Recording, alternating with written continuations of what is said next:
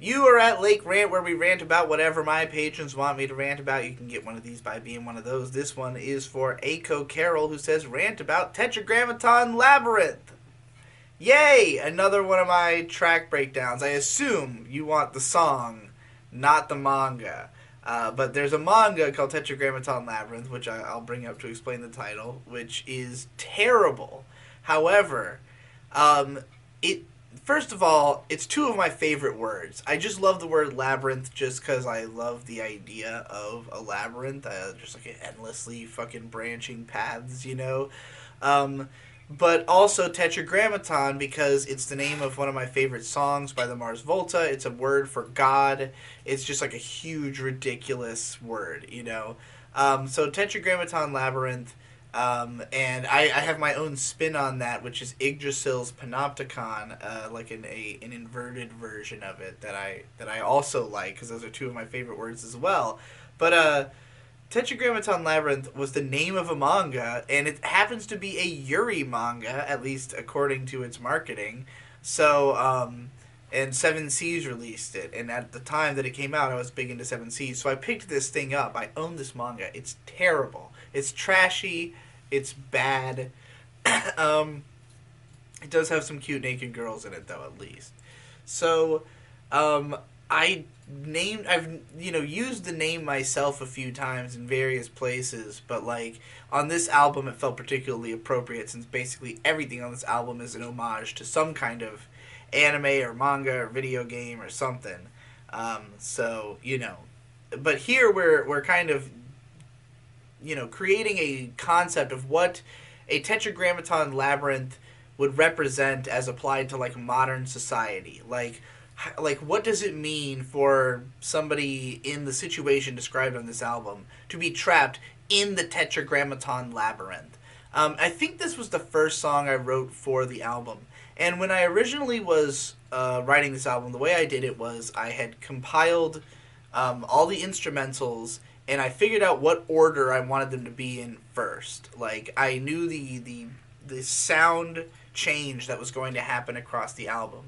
So I constructed a narrative based around that sound change, where just based around whatever I thought each song sort of sounded like, that was what would be the turn in the narrative at that point, telling this dystopian story. And so it begins by describing the setting across the first few tracks, and then goes into sort of describing an event that transpires in which all these different groups, after like having all these conflicts because of breakdowns in communication, eventually get swallowed into like a Evangelion-esque consciousness collective.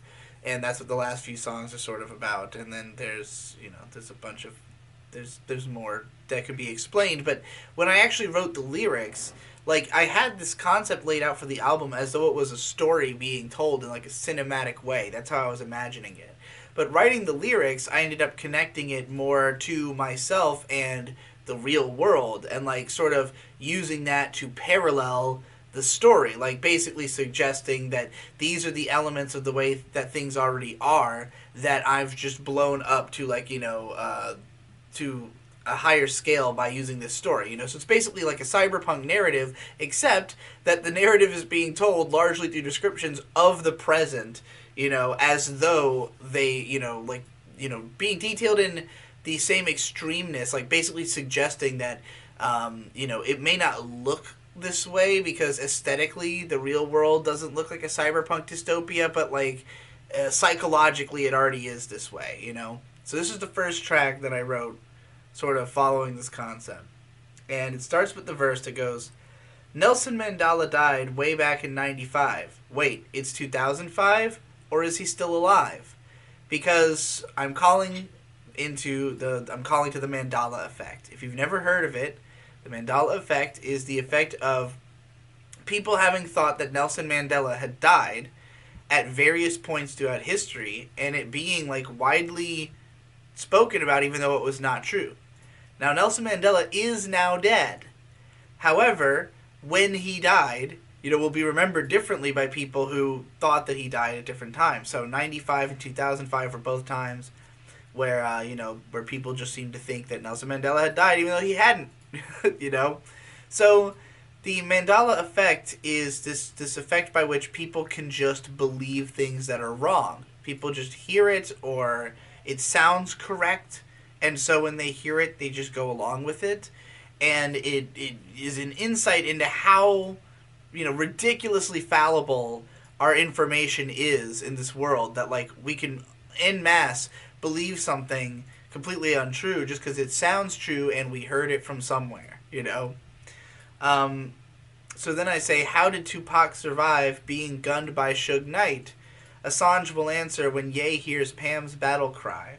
So, Tupac, there's always been these rumors that Tupac is still alive, that he's still out there somehow. It's like one of those weird conspiracies. And I said, how did he survive being gunned by Suge Knight? Because one of the popular prevailing theories is that Suge Knight had Tupac assassinated, and this was like very much postulated by the Tupac versus Biggie documentary that came out in like the early 2000s or something like that. So again, it's just about like the weird pieces of information that we maybe is true or maybe isn't, or people are making shit up. Assange will answer when Ye hears Pam's battle cry is because for whatever reason, Pamela Anderson reached out to Kanye West telling him that she wanted him to help her to convince Donald Trump to try and help Julian Assange. Because Assange has been in prison and, he's like in bad health. Apparently he knows Pamela Anderson in some way. So she reached out to Kanye because of his connections to Trump to see I don't know. I don't know if anything came of that. But I just thought it was one of the weirdest headlines I had ever read in my life. So then I asked, is she still Borat's wife? Because, of course, Borat is a movie that plays around with this meta of reality, majorly. And Pamela Anderson's a major character because Borat's in love with her, and he, like, kidnaps her at the end. I said, Bruno's score is a sign. If you are woke, no, you still shouldn't trust the whites. So this was in reference to the fact that YMS has this video about Borat and Bruno, where he talks about how even though the movies are pretty much just as good as one another and have a lot of the same things to say, Borat was a much bigger mimetic hit because of the fact that people wanted to parody the character. People thought it was funny to pretend to be Borat, to talk like him, to dress up as him, and people did not want to do that for Bruno because they'd have to act like a gay man instead of a racial stereotype. Which I thought was a great point, and that was exactly the vibe I got off of people, because when Bruno came out, the people I knew who watched it were all like, oh, it made me uncomfortable, So, like, which, me watching it myself, I'm like, really? This, like, don't you get that that's the point? Like, all right. But, so I'm saying you still shouldn't trust the whites. Kind of a goofy thing because of, like, I've always been a fan of songs like Kill All the White People by Typo Negative, or that one Guar song, America Must Be Destroyed, where it's like, even though everyone in the band is a white guy, they have songs about murdering all the white people in the name of achieving actual justice, which is hilarious. Because, of course, both of those bands also all have tons of offensive music that would piss off, people who would call them, like, fascist people or whatever.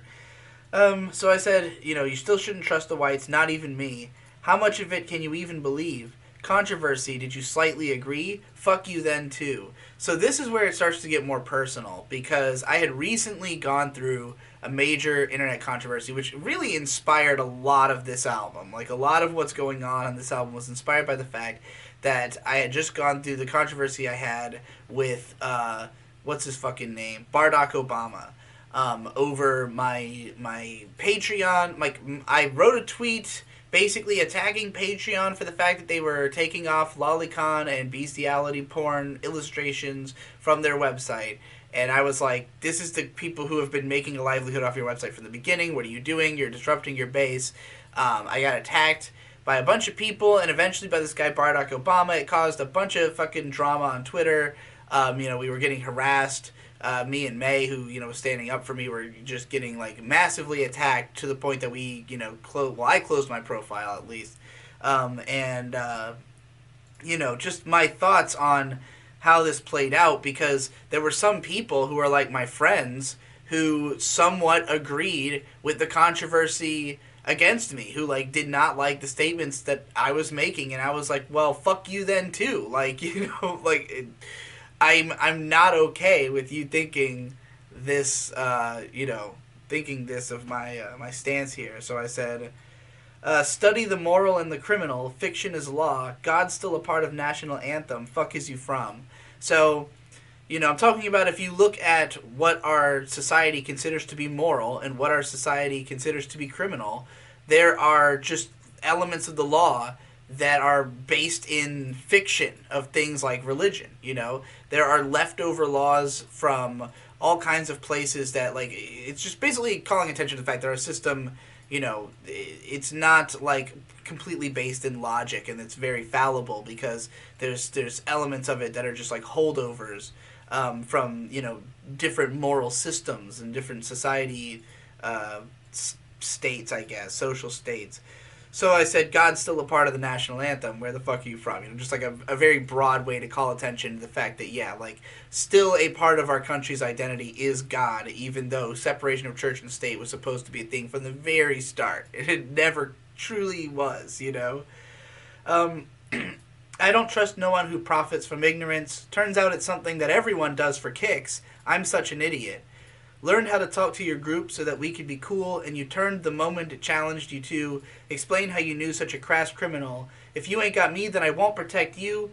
Don't listen, got no more advice for you. Let the waves usher you out to your doom. Weep for you never, watch you die alone.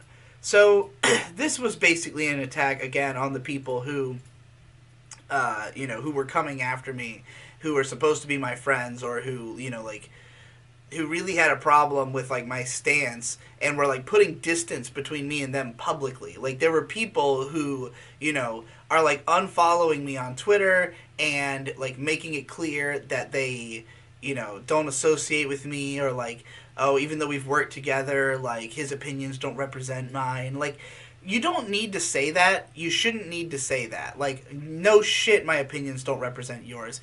I don't respect any community that would have that expectation of you. And I understand that these people want to be a part of those communities, and that those communities will help them in some way. But I'm also somebody who will help you, and who is there for the people who I respect. People who I have mutual respect with, I continue to work with. I continue to try to help them out. I'm not always in a situation where I can really do that much for people, because I also have to take care of myself. But, like, I have very long-term friendships with people that have, benefits over years. And so, like, I want to help people out. I want to be, friends with people. But if you're going to tell people, like, oh, I don't associate with this guy, like, or his opinions don't represent mine, like, you have to, come out and make a big show out of the fact that you don't like my opinions, that it's just like, I really just can't respect that. Taking that approach as opposed to contacting me personally to try to, work through our disagreements, see if we could come to an understanding, and then present that as our, the discussion that we've had to the internet. So, I was saying here, I don't trust no one who profits from ignorance was more of like a broad scale, like, the religion or the government or any of these people who profit from people being ignorant. But then I say that, it's something that everybody does all the time. We're all manipulating one another, or, just fucking... People are constantly profiting from one another's ignorance. They're constantly dual-natured so that they can, keep one side of themselves to themselves and have the other side that interacts with you, so to speak. So then I talk about how, I learned how, like, I'm putting myself in a position of, like, the people who are condemning me are people who I've, like, really gone out of my way to try and not, like, offend them or their group, like, the people who they associate with, like, I've tried to basically not be offensive for the sake of being offensive, I'm not somebody who's out there trying to like tear people down or anything like that. I just have certain opinions that that are different than certain communities, and those communities are very quick to not want to have a conversation about it and to just say, "Oh, you're fucking disgusting," you know. And so to see that some of my friends would side with those people and like apologize for that, like, not even like that they would. Some of them were apologizing for me. Some of them are like, "Oh, I'm just not even associated with that guy," you know. So it's like you turned the moment that you were challenged to explain how you could associate with someone like me, such a crass criminal, you know. And I say, if you don't got me, then I won't protect you. You know, if you won't listen, I have no more advice for you. Let the waves usher you out to your doom. Weep for you never. Watch you die alone. Pretty self-explanatory. Then we get into the chorus. So it says, Zeus is a goose and Jesus, raping away your main truth. How many falls will it take you before a thought that could wake you? Hang to the left and close your eyes. Stifle the sirens and flashing lights. Grammaton in your heart all along. Thought you knew that. Why'd it take you so long? So, Zeus as a goose is in reference to the fact that Zeus, of course, would turn into all these different animals and have sex with random women, often just rape women or whatever. I believe Leda and the swan is Zeus in that, if I'm not mistaken. So that was what I was referring to, with him being a goose. So it's Zeus is a goose and Jesus, or Jesus, and they're collectively raping away your main truth. In other words, I'm using just religion or godlike figures, just any kind of person who's in control and who can just do as they please with you, so to speak, is taking away your ability to recognize reality for what it is, and are, using that to manipulate you and to disadvantage you. And that's basically what all of this misinformation ultimately culminates in, is that these godlike figures are trying to take the truth away from you.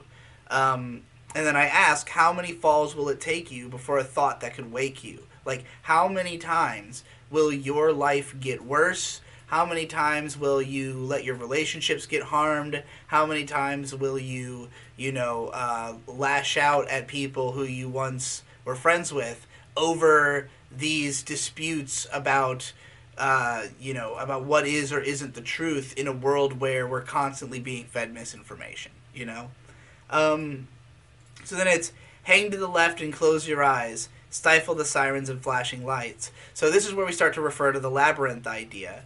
If you're walking through a maze, the best way to get to the end is to put one hand on the left wall and just continually walk with your hand on the wall, because eventually you will exhaust all of the wall space.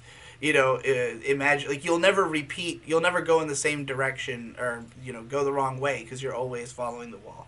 Anyway, so I'm saying, just hang to the left, put your hand on the wall, and close your eyes. But it's also a metaphor for the political left, that a lot of these people, literally are just clinging to whatever their political side that makes them feel comfortable, for, like, feeling that they are, like, morally correct for agreeing with this party that, like, shares more of their moral ideas, allows that party to then manipulate them and feed them misinformation because of the fact that they're just hanging to the left and closing their eyes as a way of navigating the labyrinth of life, and they're stifling the sirens and flashing lights. So they're just not paying attention to all the carnage and bad shit that's going on around them. Grammaton in your heart all along. So this is saying that, like, there is a God inside of you, This is that idea that everybody is their own master. There's no controlling force in your life. You are the only one who can take action for your own benefit. So it's like, power comes from everywhere. The only reason that these forces have control is that you are giving them control collectively, So there's the God was in your heart all along. I thought you knew that. Why'd it take you so long? So this is where I'm getting accusatory, because a lot of these same people, especially like the kind of people on the left who I'm more referring to because they're the ones who particularly had a problem with me in this dispute, like, they're supposed to be all about, like, being yourself and, finding truth. It's like the very same people who are preaching the virtues of, like, of intelligence, essentially, of, like, scientific method, of approaching the world with cynicism and wisdom instead of, you know, relying on luck and karma, I guess. Like, the people who are saying that we should live our lives without thinking about God are the same ones who are, who are allowing these figures to control them, who are allowing these people with the same powers that religion has, because religion is just a narrative that's being used by powerful people to control unintelligent people, essentially. That's the same thing that these political factions are doing. That they are, they're. I mean, obviously, if we're talking about somebody like Hillary Clinton, like, I don't think even a lot of people on the left like her or anything. In the terms of the people who I'd be referring to in a song like this, but it's like, if you vote for somebody like that, it's you're basically just tacitly admitting that you are just gonna let the left do whatever they want with you, because, like, there's no way you care about this person. You care about, maintaining the side that you think is right. And, it's like the only sensible answer would be for everybody to look at this, say it's a problem, and do something about it. But that's not what's happening. Instead, we are buying into the lie and allowing Zeus is a goose and Jesus to rape away our main truth. So that's basically the song. That took 20 minutes to explain.